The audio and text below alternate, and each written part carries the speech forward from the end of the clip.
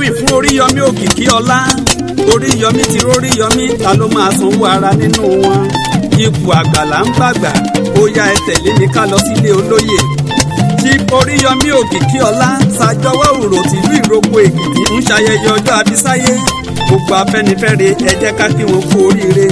Ọ̀kan ṣoṣo àràbà tí mi tó kìjikìji ń ṣọdún tọba ti kú.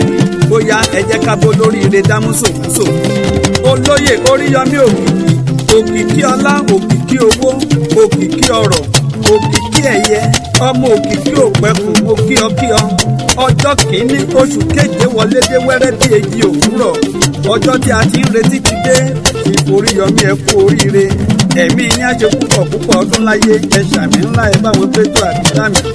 Gbogbo àlàkalẹ̀ ti wà láti jẹ́ kí ọjọ́ ìbí ọ̀hún ó jẹ́ ọjọ́ mánigbàgbé ńlá.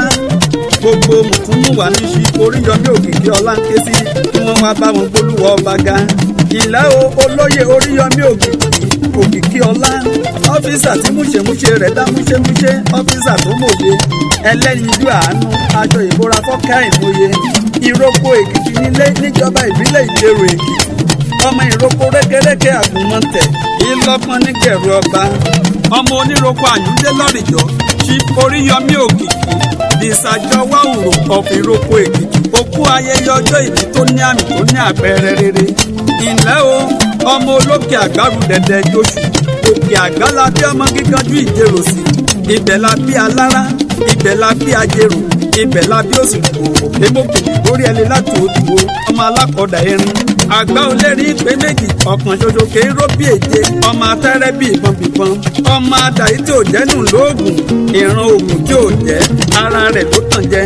Gbogbo àlàkalẹ̀ ti wà láti mú kí ọjọ́ ìbí ọ̀hún ó sì ń gbàkanjì fún.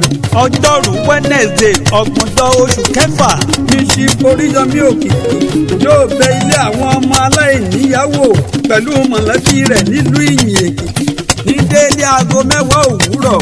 Ọjọ́ kìíní oṣù keje ni àpèjẹ ráńpẹ́ yóò sọ̀kalẹ̀ ní Lazora níwájú Fáyọ̀ṣe market nígboro ìlú Adó ní déédé aago 6 ìrọ̀lẹ́. Ìdúpẹ́ ọjọ́ ìbí jẹ́ ọjọ́ ìsinmi. Ọjọ́ kẹrin oṣù keje ní Iscoming Evangelical Church ní Fagbon nígboro ìlú Adó. Gbogbo oníní dídùn ọlọ́rẹ̀ là ń pè láti wá bá ọmọ olóore dúpẹ́ oore. Lára àwọn ẹni àrà ọ̀tọ̀ tí a ń retí ní Honorable Ṣèyí Ìbílòyè aka Democracy, Mr. Deji Ọbaìdú, One Love láti Fáyọ̀ṣe market Ládó Èkìtì. Ẹnjìnìà Kúnlé Olúfẹ́mi, Manager Director Olùkẹ́ Electronics. Ọ̀túnba Tọ́pẹ́ Ọmọdọ́là, ẹ máa wọlé kẹ́sì máa rọra. Orí oyè ọjọ́ náà ni Chief Òjó Olúfẹ́mi, Manager Director Amos Construction Company àti wọ̀kí ìlú mọ́ ènìyàn tí a lè dárúkọ tán. Ó kù díẹ̀ kínkín kí omi ó di tán, omi ò lè di tán. Ó kù díẹ̀ kínkín kí ìyẹ̀rùsì ó dosùn, ìyẹ̀rùsì ò lè dosùn.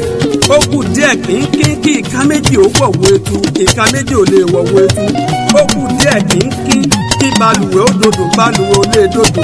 Chief Oríyọmí Òkìkí, ó kù díẹ̀ kínkín kí wọ́n rí ọmú, ayé ò lè rí dí rẹ. Chief Oríyọmí Òkìkíọlá, ẹ ti ṣèyí tán kórí ó jẹ́ ṣèyí sí i. Àmín lórúkọ Jésù.